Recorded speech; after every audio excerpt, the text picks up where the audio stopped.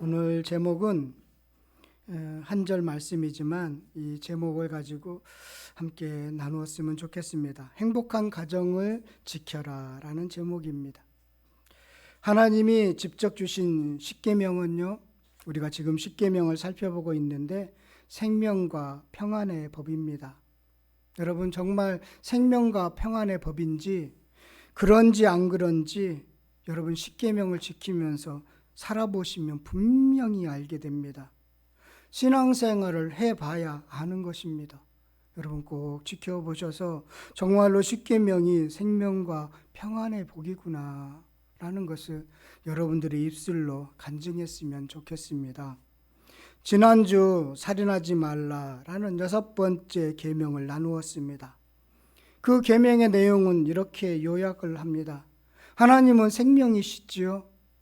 그 생명이신 하나님이 살라라, 살아라, 잘 살아라 라고 주신 명령인 것입니다.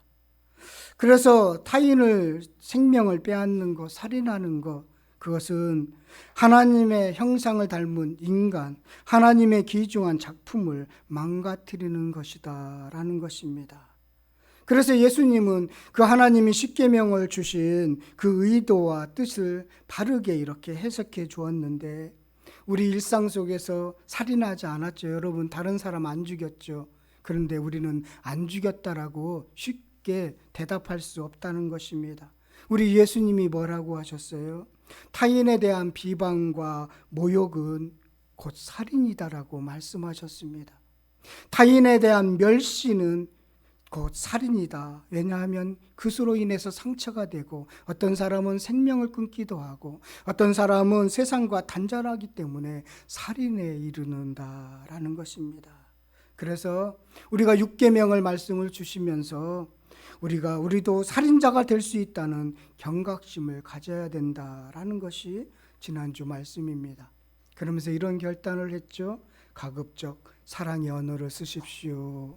여러분, 한 주간 사랑의 언어를 잘 사용하시고 이 자리에 나오셨나요? 꼭 적용하셔서 한 주간 그 말씀 붙잡고 살아냈으면 좋겠어요. 알았지요? 예, 살려고 노력하는데 잘 안 되는 게 우리의 모습이기도 합니다. 저도 못 살았어요. 예, 저도 잘 못 살았습니다. 한 주간 잘 살다가 한순간에 넘어지기도 하고 그렇습니다. 아무튼 우리 멸시하거나 다른 사람을 비방하거나 모욕을 주는 언어들은 여러분 잘 생각하시면서 그렇게 사용하시기를 바라겠습니다. 우리 청학리 참 살기 좋은 동네거든요. 공기도 좋고 또 저녁에는 소리도 없어서 잠을 푹 자고 새벽에 상쾌하게 일어날 수 있는 아주 좋은 동네입니다. 살아보니까 괜찮아요. 근데 우리 동네에서 최근에 이렇게 보면 가게들이 많이 나가기도 해요. 그러니까 문을 닫는 가게들도 있고 계속 조그맣게 다시 고쳐서 들어오기도 하는데, 우리 동네에 큰 리모델링이 한 2-3건이 있었는데요. 어떤 건물을 리모델링 했느냐면 모텔, 예, 우리 동네에 있는 모텔이 리모델링을 했어요. 예, 참 어제 오늘의 이야기는 아니지만 우리 사회의 단면을 보여주는 것 같아서 참 씁쓸합니다. 오늘은 7계명입니다. 우리말 성경은 여기 간음하지 말라라고 번역했습니다. 그런데 영어 성경이나 독일어 성경은 원어의 뉘앙스를 살려서 좀 다르게 번역을 했습니다. 독일어 성경은요, 결혼을 깨트리지 말라라는 걸 번역했고요. 영어 성경은 간통하지 말라라고 각각 번역을 했습니다. 7계명은 누구에게 주신 계명이냐면 결혼한 가정에게 주신 계명입니다. 결혼한 가정에게요. 그래서 지금 그 당시나 지금이나 비슷한데 외도를 비롯한 다양한 이유로 가정이 깨지고 있기에 사실은 이 7계명은 지금도 우리들에게 경각심을 주기에 충분하다 생각이 듭니다. 하나님이 7계명을 주신 첫 번째 의도는 음란의 경계를 넘어서 어떤 성적인 범죄나 도덕적인 죄를 넘어서 가정을 보호하라는 명령으로 주셨습니다. 이게 하나님 이 계명을 주신 첫 번째 의도예요. 가정을 보호하라라는 것입니다. 가족들의 생명 보장으로 주신 명령이다라는 것입니다. 간음은요, 가정을 파괴하는 요인이었고 타인의 가정까지 파괴하는 그런 행위에 해당되었습니다. 당시 이 계명을 줬을 때 당시 사회에서는 가정이라는 것은 생존을 위한 필수적인 요건이에요. 생존을 위한 필수적인 요건입니다. 그래서 이 당시 고대인들의 이 가정은 식량을 비롯한 생존을 위한 모든 물품을 거기서 가정에서 생산하고요, 뭐 짐승이나 타인의 공격 위협으로부터 막아주는 것이 다 가정이었습니다. 그래서 가정이 깨진다는 것은 생명 보존이 깨진다는 것입니다. 생명 보호가 깨진다는 것입니다. 그래서 간음은 이웃과 가족 전체의 삶을 파괴하는 사회적 범죄가 되었던 것입니다. 그래서 하나님께서는 간음하지 말라라는 7계명을 주면서 어떻게 어느 수준으로 처벌을 강화했느냐면 우상숭배와 살인하고 똑같이 처벌을, 심판을 명령하고 있다라는 것이에요. 그만큼 간음하지 말라라는 것이 그 사회 공동체를 지켜나는데 너무나 중요했기 때문입니다. 그래서 신명기 22장 13절부터 19절까지 쭉 이렇게 보시면요, 순결의 법이라고 그렇게 소제목으로 달고 있는데, 간음은 결혼한 남자와 여자에 해당된다는 것을 쭉 이야기하고 있습니다. 간음은 그래서 결혼한 여자가 어떻게 하지 않으면 무엇이 침해를 받고 무슨 문제가 생기고 그런 이야기들을 쭉 이야기를 하고 있습니다. 그래서 간음은 타인의 재산을 침해하는 것이 아니라 하나님께서 세우신 질서를 침해하는 것이다라고 그렇게 신명기 22장에서 가르쳐주고 있습니다. 이런 하나님의 뜻을 깨달은 인물이 있습니다. 누굴까요? 요셉입니다. 보디발의 아내는 그 요셉이 아름다워 보였나 봅니다. 그래서 보디발의 아내가 날마다 요셉을 유혹했습니다. 한 번 하고 만 게 아니라요, 날마다 유혹했습니다. 요셉은 그때마다 자리를 피했습니다. 이 문제는 맞서서 싸울 죄가 아니라 피해야 이기는 죄다라는 것은 요셉을 알았던 것이지요. 그래서 요셉은 늘 피했습니다. 그때마다. 그런데 그날 딱 아주 걸리는 날이 있었습니다. 그러면서도 마지막에 피하면서 요셉이 한 말이 이런 말입니다. 창세기 39장 8절 9절 말씀은 요셉이 거절하며 자기 주인의 아내에게 이르되 내 주인이 집안의 모든 소유를 간섭하지 아니하고 다 내 손에 위탁하였으니 이 집에는 나보다 큰 이가 없으며 주인이 아무것도 내게 금하지 아니하였어도 금한 것은 당신뿐이니 당신은 그의 아내임이라. 그런즉 내가 어찌 이 큰 악을 행하여 하나님께 죄를 지으리까. 당시 사이에는 이 계명을 줄 때 마치 여인을 소유물처럼, 남자의 소유물처럼 그렇게 여겼었습니다. 보통 사람들은 그렇게 여겼어요. 남자의 소유물로 여겨서 함부로 대해도 되는 것처럼 했지만 하나님은 그렇게 여기지 않았다는 거예요. 보디발의 아내는 소유물이 아니라는 것입니다. 그래서 나는 죄를 범할 수 없다는 거예요. 그렇게 함으로써 하나님께 죄를 짓는 일을 하고 싶지 않다라는 것입니다. 간음은 주인에게 잘못한 것이 아니라, 주인의 소유물을 건드리는 것이 아니라 하나님을 거역하는 죄입니다라는 것을 요셉은 깨달았던 것입니다. 하나님께 죄를 짓는 것입니다. 소유물을 건드리는 것이 아닙니다. 하나님께 죄를 지는 것입니다. 지금도 여전히 하나님은 요셉과 같은 고백을 듣기를 원하신다라는 것을 깨닫게 됩니다. 여러분, 간음은 뭐라고요? 가정 보호를 깨는 심각한 질병, 심각한 범죄가 된다라는 것이 하나님의 뜻이라는 것입니다. 그래서 가정 보호를 위해서 준 법이 간음하지 말라라입니다. 두 번째로는요, 이 7계명은 당시 사회나 종교를 역행하는 명령이었습니다. 이 당시 인근 지방의 종교적으로 사회적 상황을 보면 간음을 금하는 그런 일들이 없었습니다. 그래서 그 상황을 보면 이 하나님이 지금 간음을 금하고 있는데 이것은 모험에 가까울 정도였습니다. 당시 긍동 지방의 종교나 사회에서는 간음을 오히려 신성시하거나 관습화하고 있음을 보게 됩니다. 생산력을 신성시했던 것처럼 간음을 자연스러운 것으로 받아들인 것입니다. 마치 옥수수를 자라게 하는 것처럼, 포도 열매를 맺게 하는 생명력을 신성시하는 것처럼 이 간음을 그렇게 여겼던 것입니다. 그래서 이러한 생명력의 최고의 절정은 인간을 생산하는 성으로 연결시킨 거예요. 그래서 이 성행위가 사원에서 은밀하게 맺어졌던 것입니다. 이것은 신이 주는 축복이라고 여기게 만들었던 거예요. 신이 주는 축복으로. 그래서 사원에서 문란한 성행위가 진행됐는데, 그럼 그것에 대한 죄의식을 느끼지 않았어요. 다 맞는 것으로 받아들였단 말이에요. 이게 가나안 문화예요. 나중에 이스라엘 백성들이 가나안에 들어가서 왜 이들이 타락하게 됐느냐, 그리고 하나님이 타락한 이들의 백성들에 대해서 간음하지 말라라고 왜 했느냐, 바로 하나님을 거역하고 그들의 문화에 동화되었기 때문인 것입니다. 좋지요? 축제니까요. 즐거웠죠? 뛰어노니까요.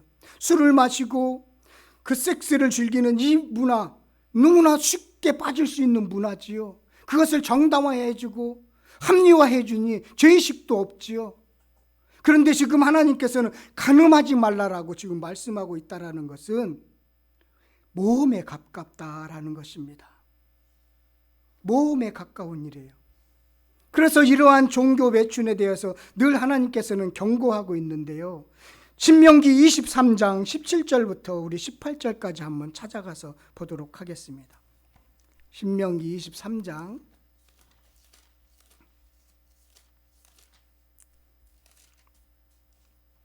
17절부터 17절, 18절 한번 함께 찾겠습니다. 신명기 23장 17절, 18절입니다. 함께 읽겠습니다. 이스라엘 여자 중에 창기가 있지 못할 것이요 이스라엘 남자 중에 남창이 있지 못할지니라. 창기가 번동과 개가의 소득은 없던 소원을 내 하나님 여호와의 전에 가져오지 말라.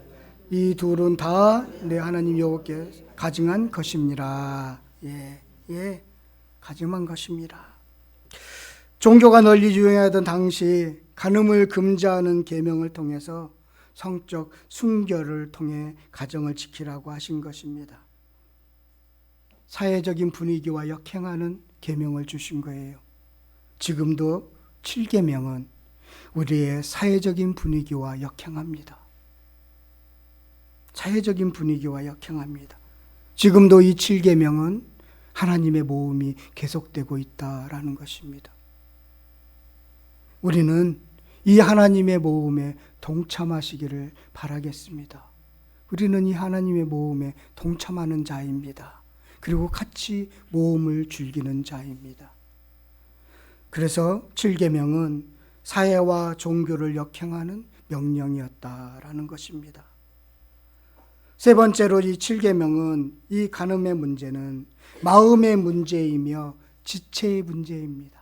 마음의 문제이며 지체의 문제입니다. 예수님은 간음의 문제가 이혼과 음행과 연관을 맺고 있다라고 말씀하고 계십니다.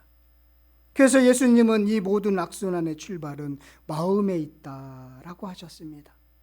마태복음 5장 27절 28절 가서 예수님이 이 7계명을 어떻게 해석해 주고 있는지 함께 살펴보도록 하겠습니다. 마태복음 5장 27절 28절입니다. 마태복음 5장 27절 28절.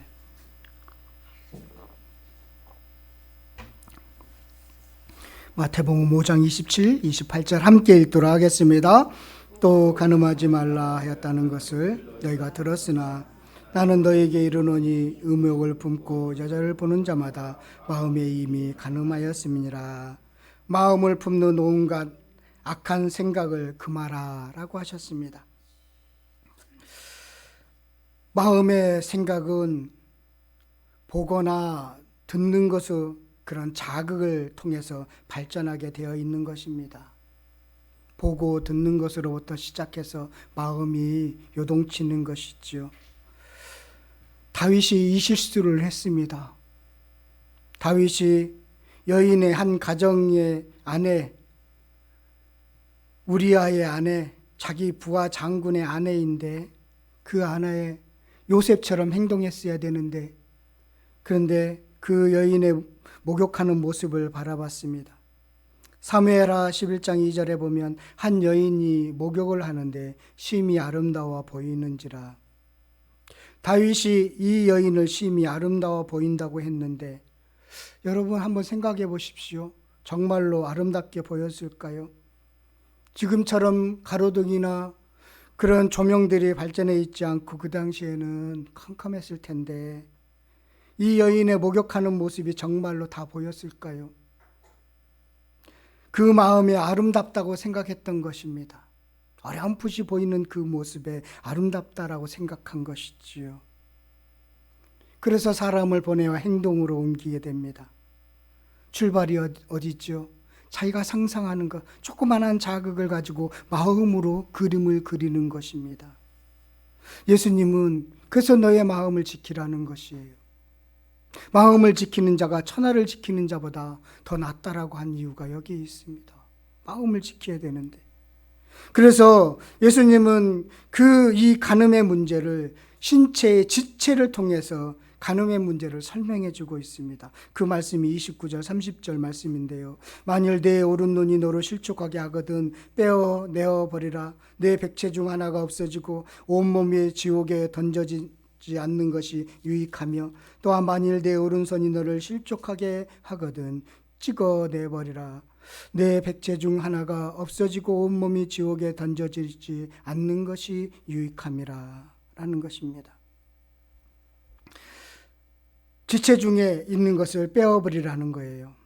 유혹하는 눈이 있으면 눈을 빼고 유혹하는 오른손이 있으면 손을 자르라고 합니다. 눈이 2개 있어서 괜찮은 건가요? 손이 2개라고 있어서 괜찮은 건가요? 제거해 버리라는 것이 얼마나 어려운 것인지 알잖아요. 손을 자른다는 것이 얼마나 고통스러운지 알죠. 신체 일부를 제거하는 게 목적이 아니에요. 간음이 얼마나 심각한 건지, 그 지체를 잘라내는 만큼 간음은 심각한 것이다라는 것을, 그래서 죄를 짓지 말라라고 말씀하시는 것입니다. 여러분, 예수님은 그렇게 우리의 간음의 문제들을 이렇게 심각한 문제로 우리들에게 가르쳐주고 있습니다. 네 지체를 잘라내는 것만큼 그렇게 심각한 죄이니까 죄를 짓지 말도록 해라 라고 가르쳐주고 있습니다. 그 죄가 어디서 시작되느냐? 네 마음에서 시작된다라는 것이지요.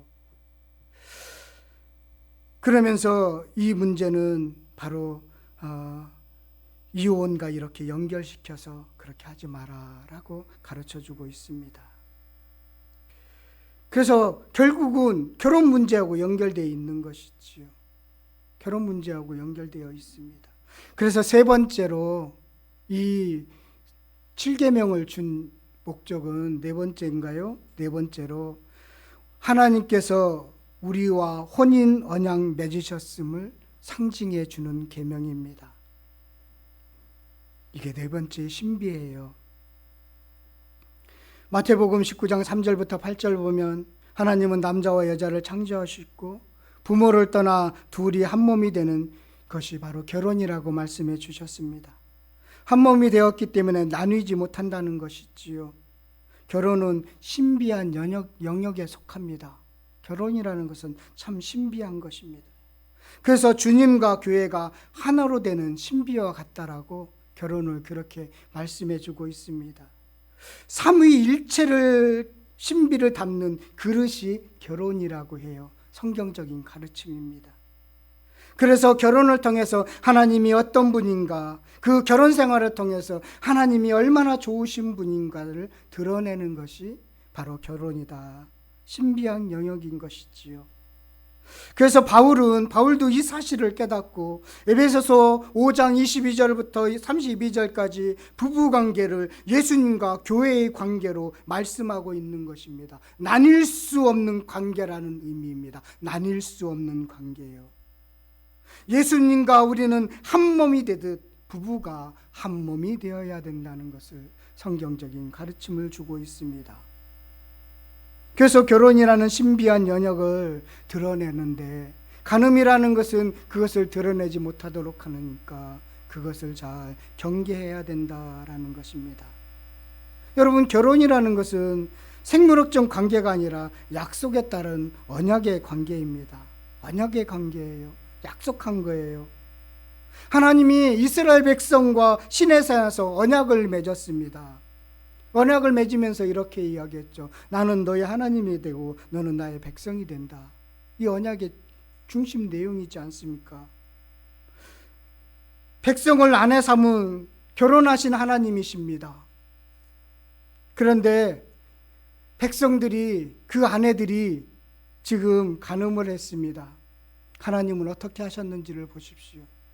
하나님이 어떻게 하셨느냐면 그 마음을 호세아서 2장 19절 20절에 잘 나타나 보이고 있습니다.